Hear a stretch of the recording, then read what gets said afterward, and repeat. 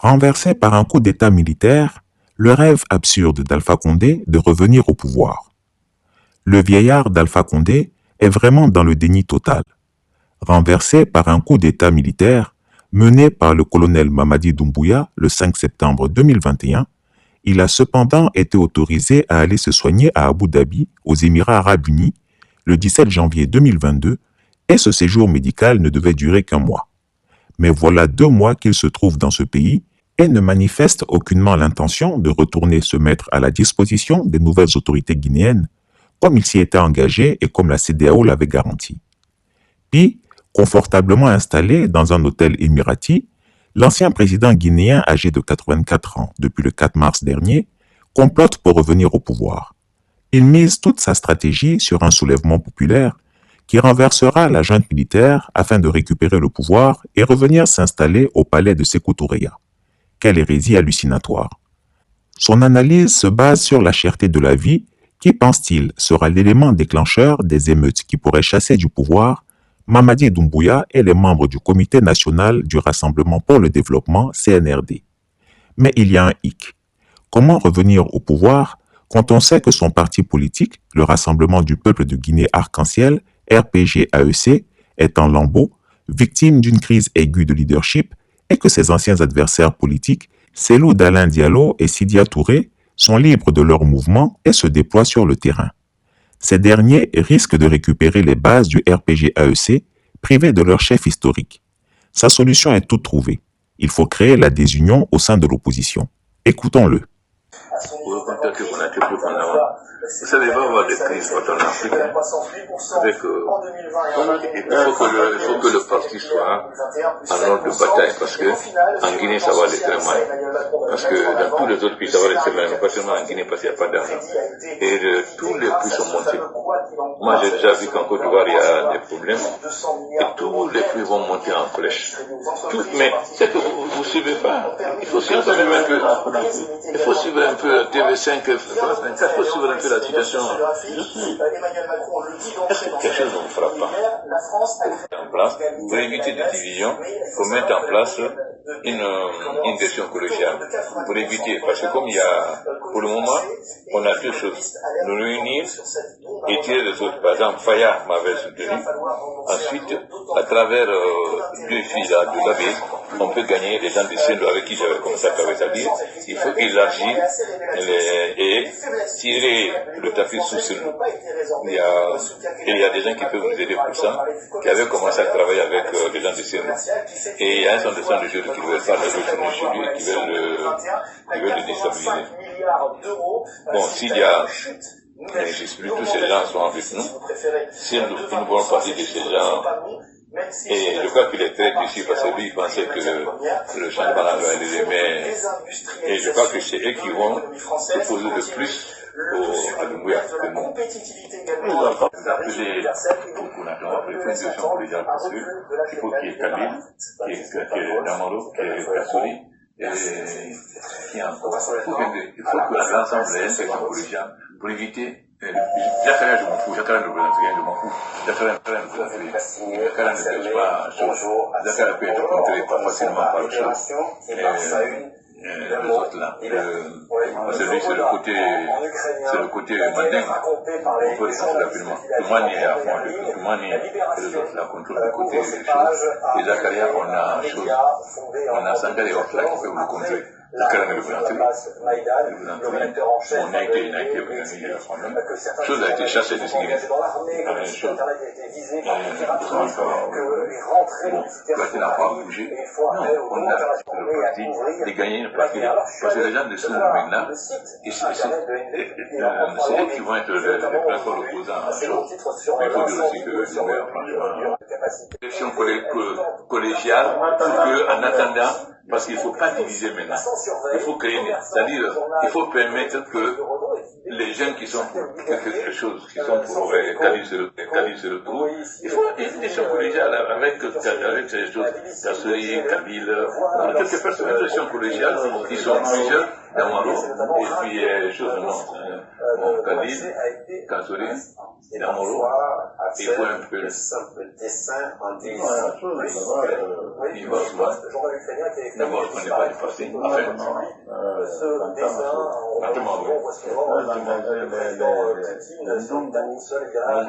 Macanera aussi est très engagé. Il faut essayer de moi, je vais m'occuper. Je vais essayer de moi, je vais tout faire pour que on règle le problème de la paix. Le professeur vous savez, à l'attribut des gens que vous, vraiment, l'attribut de l'avenir. C'est des choses pour En effet, en opposant les leaders entre eux, en sapant leur autorité auprès de leurs militants et en travaillant à créer la discorde au sein des appareils politiques de l'opposition, Alpha Condé espère ainsi créer suffisamment de mécontentement au sein de la classe politique pour espérer être le sauveur qui va rassembler les militants désillusionnés de toutes les tendances politiques.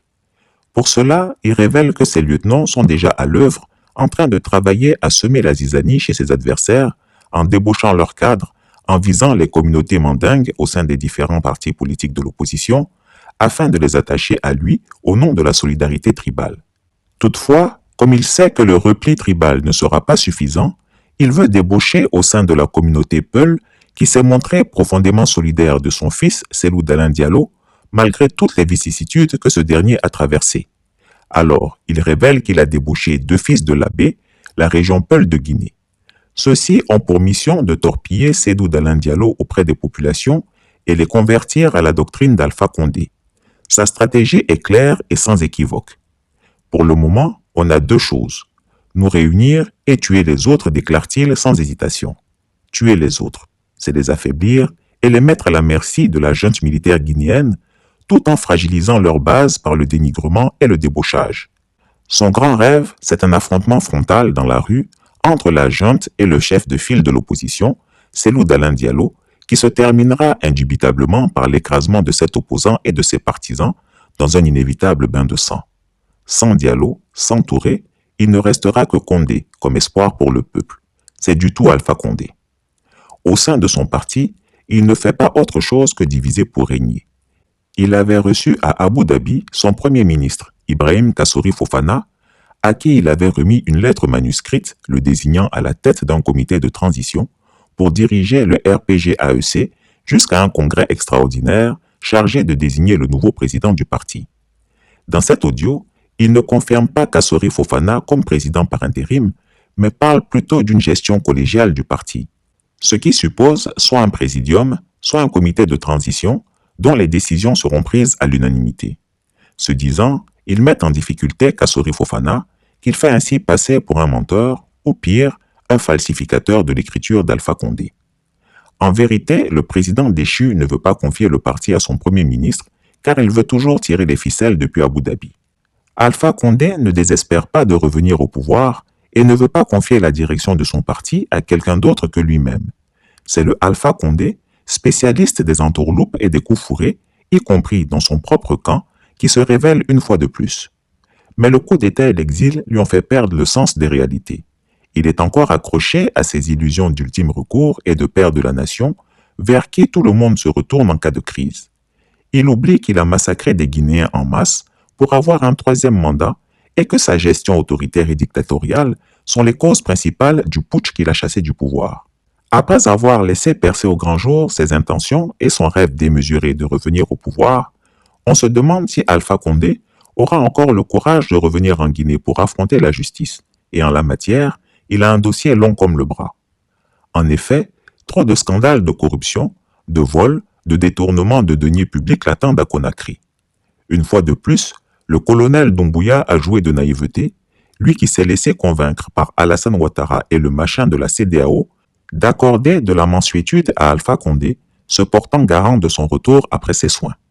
Ce que la junte militaire guinéenne ignore, c'est qu'Alpha Condé, qui a caché son immense fortune en Côte d'Ivoire, bénéficie malgré tout du soutien financier d'Alassane Ouattara.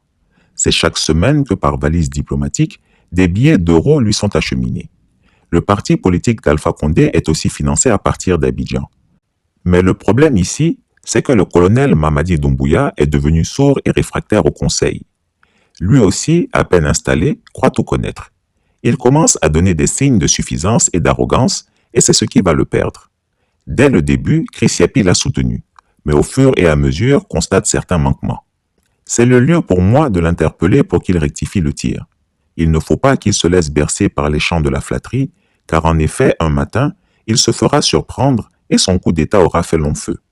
Comme on dit en Côte d'Ivoire, la vérité rougit les yeux mais ne les casse pas. Il me fallait donc dire ces petites vérités à la transition guinéenne, dont la crédibilité commence à s'effilocher. Comme l'avait fait en son temps l'ancien président malien Ibeka, après son renversement par le colonel Assimi Goïta, il avait obtenu l'autorisation d'aller se soigner à Abu Dhabi. Il y est allé et au bout de 2 mois est revenu dans son pays, se mettre à la disposition de la justice.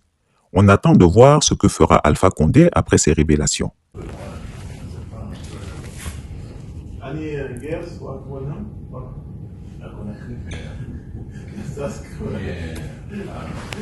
ne sais pas si c'est un Conakry ou bien à Istanbul. With gas or multiple gas? You did it that time with gas? Gas with you? Beautiful? Yeah. Or just... I am very serious for them. No, you like to see they dancing and you sit like king? No, I think when Istanbul. Because I have very strong relation with my brother. Chris Yapi ne ment pas. Retrouvez Chris Yapi sur son nouveau compte Twitter, ses 2 chaînes YouTube, sa chaîne Dailymotion, Instagram et Mediapart.